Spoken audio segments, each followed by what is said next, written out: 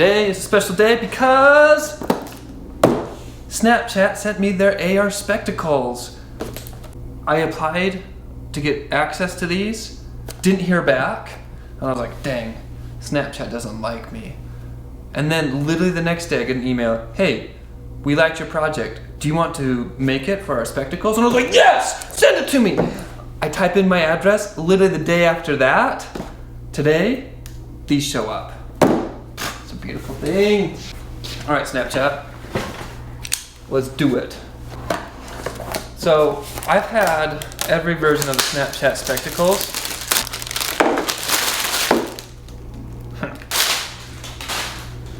And they get progressively better and better. I love the innovation that Snap has. They have a vision for their products, unlike other social media companies. But it was only a matter of time until they made a true augmented reality set of glasses. And they are here. And I am super pumped. I have a bunch of other AR glasses. I have these the Magic Leap, which I actually absolutely love. Only downside is I can't wear my glasses in them, which is kind of poopy. However, I'm dorky like that and got prescription lenses for them. I love the Magic Leap because, again, they're very innovative and they're thinking about how this is a new medium and the storytelling aspect and the immersive experiences you can have. Pretty cool, really like it. I hope that they don't die. The company, that is. And then, I couldn't help myself. I had to get the Hololens too. One, because you can just put it on your head like that. Well, one, because you can put it on your head like that. Super easy. And it fits with my glasses. I love the Hololens because it's very intuitive. Extremely intuitive. Magic Leap takes a little bit of getting used to, but with this one, no controller, just use your hands and you kind of can just pick it up right away. Really easy. However, it's an extremely utilitarian enterprise experience because they've designed it as a utilitarian enterprise experience. Surprise! So it's a little disappointing in that regard. These are my actual reality glasses.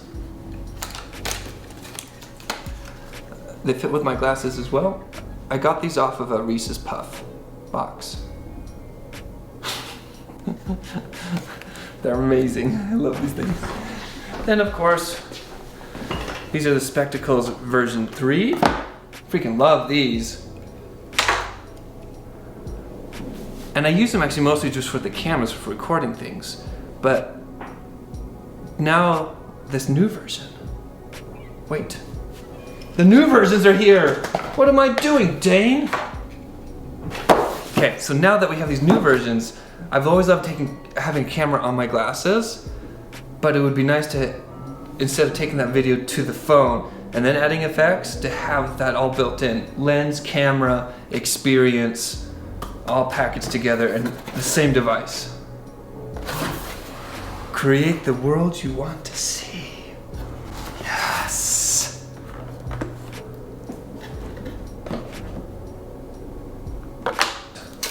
Create the world you want to see. I really enjoy that.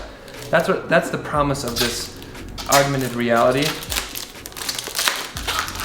That's the promise of this augmented reality medium, because it's a vision of a metaverse that's all around us, that is our physical dimension and a virtual dimension merged together. You're not replacing your humanity with a headset. You're not becoming a robot. You're not becoming some cyborg, but it's about expression and seeing things the way that you see them, adding context and meaning to literally to your perspective. I love it. I just love it. Whoa. Wow. These things are dorky.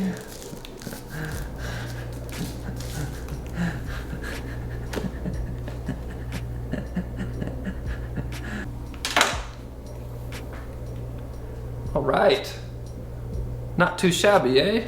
By the way, Snapchat, I'm wearing my Lens Vest sweater that you gave me. It's like super styling, you know, those champion sweaters, just like oversized and one size fits all. Anyways, wore it today. Wait a second. There's a bunch of plastic on it. What? Rip off. Okay. Okay, well. You see my glasses. That's cool. I'll have to get some prescription lenses for these because, well, this is not gonna work. This is not gonna work. Wait.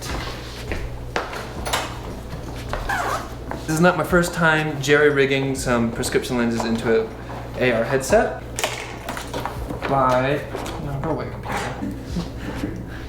I plucked out some old lenses from an old pair of glasses of mine. And if I balance them very carefully, yeah, boy! These are prescription AR spectacles. Woo! Hey, these actually sit pretty nicely.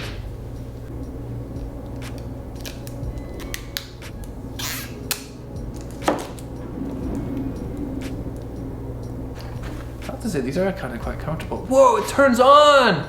Booting up. Dang, these are pretty good. These are pretty good. Wow, that's actually kind of incredible. To look at all the instructions, go from left to right. That is so freaky useful! Oh wait, I need a code. Here. I'm gonna use these everywhere. I'm so pumped. Hey, I'm recording. Hey, can you see that I'm recording? I'm recording you right now.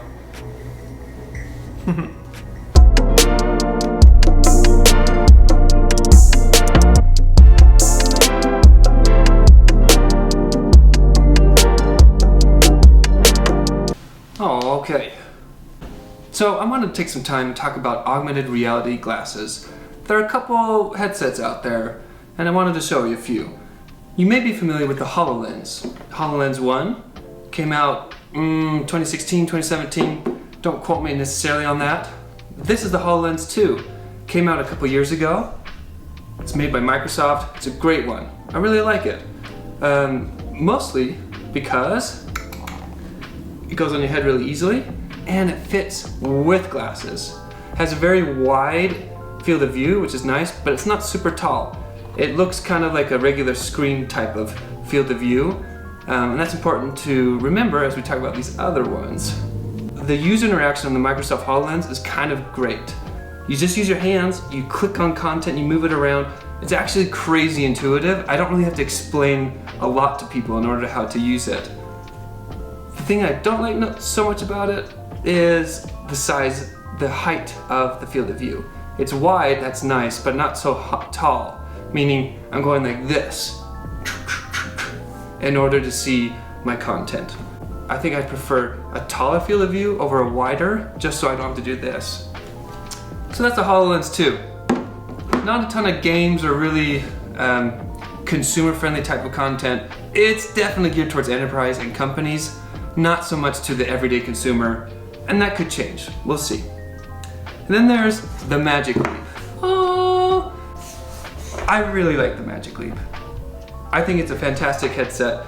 And it has a lot of personality. Something, as you can see here though, it's attached to a computer. And this makes it so that this headset part is really light. It is lighter than the entire HoloLens 2. However, with that said, the HoloLens 2 is really well balanced and it sits really nicely on your head. I wouldn't say the HoloLens 2 is uncomfortable by any means. So with this Magic Leap, I got hooked on this one first before I even got a HoloLens. And that's because the CEO at the time had this vision of using AR for storytelling, for everyday use. And in fact, this was designed for everyday consumers to be using this on a daily basis. And then the company pivoted to enterprise because the technology isn't quite there yet for consumers to mass adopt a headset like this. So what's cool about the Magic Leap is it can do hand tracking. It also has a remote. It's a very playful interface. There's a lot of vision and design thought about the apps and things that you use inside Magic Leap. I prefer the operating system in the Magic Leap over the HoloLens.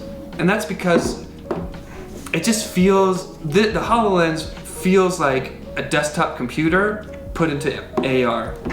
The Magic Leap feels like people thought about it real hard and thought, how would you interact with a computer, content, your apps, and the experiences of those apps in augmented reality. That's what it feels like. Plus, there are a lot of games and experiences you can do that are already on the Magic Leap that Magic Leap produced themselves. There's always just been this focus on storytelling and using the medium for immersion and connection with other people. With that said, there's still a long way to go. There's always a long way to go with augmented reality headsets. We're still kind of far out from mass adoptions of these things, which leads me to the next thing. The Snapchat Spectacles AR edition. Actually, what do you even call these? Snapchat Spectacles 2021 Special Edition. Snapchat AR Spectacles. Augmented reality Snapchat Spectacles came out in 2021. Whatever. These are the 4th version of Snapchat's Spectacles. And the biggest difference, well, is they have screens inside them, just like the Magic Leap and the HoloLens. They're not just glasses with cameras on them. Well, that was cool once upon a time. Also the cool is, just have to get it out of the way, you can get prescription lenses for these too. They're also dorky, but they also kind of sort of magnetically attach. So, I can take my regular glasses off and put these on and wear them as sunglasses and look so freaking cool all the time. I wore these skiing and I got multiple comments, different people saying, nice sunglasses, like Morpheus style. Dude, are those Morpheus sunglasses? Morpheus. It was amazing. You can see here that these are all inclusive. There's no computer attached and there's no computer hanging off the back of my head. Like with these two. These are just glasses with a little bit of extra chunk on both sides. The side here is a touch sensitive side, and this is how you interact with it. And then there are 2 buttons right here, one for taking photos and videos and the other for scanning, which is cool. So when this is connected to the internet, you can touch that button and scan the environment and it will recommend lenses and experiences based off what it's seeing. The Snapchat app actually does that too. You should try it out, it's actually really powerful. And this is probably where it's best to describe the Snapchat Spectacles. They feel kind of in between these two, kind of like this. It has the playfulness, the magic, pun intended, of the Magic Leap, and it has the ease of use of the HoloLens 2, just with hand tracking, no less. So you can't see what I'm seeing right now, but you just see a carousel of different Snapchat lenses that we're familiar with when we're using the app, but these ones deploy in your real environment. You see them everywhere. So the size of the screen in the Snapchat Spectacles is quite different from the wide angle, like the wide aspect ratio of the HoloLens or the 4:3 kind of tall aspect ratio of the Magic Leap. The screen inside the Spectacles is kind of shaped like your smartphone screen. It's just like a vertical rectangle. It's extremely tall and surprisingly narrow. It's not wide at all. I wouldn't even say it's wide. And you'd think, wait, that's kind of odd. That would sound like an awful experience. Well, it's not awful. It actually works better than you think it would. Obviously, it would be nice to have a wider field of view, but I see kind of some of the reasons for this. One, like I mentioned, having that height is super nice. I don't do this in these glasses like I do in the HoloLens. You can actually place content and see the entire content if it's far enough away inside your entire screen. And it doesn't have to be that far away because of that height. And so you're just doing a lot of this to look around. Secondly, that's how they designed that with the purpose in mind. So like the lenses that we use in the Snapchat app, those are made for vertical screens. The screens in here look like the exact screens on our smartphones, like the same shape, aspect ratio. So I think that was part of some of the thinking that you could use some of the Snapchat lenses on the Snapchat Spectacles. And why I really like these is there's the utility of AR.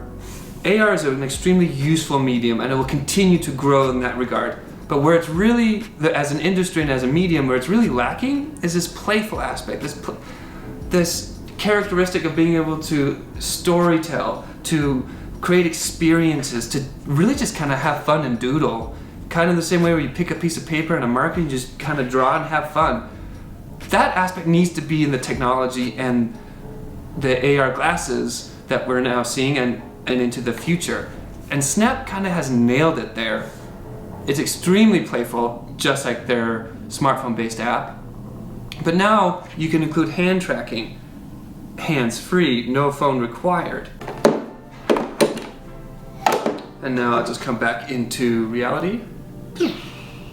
That's an overview of 3 different AR glasses or headsets. The HoloLens 2, the Magic Leap, and the Snapchat AR Spectacles 2021 Special Edition, 4th edition. What are they calling them again?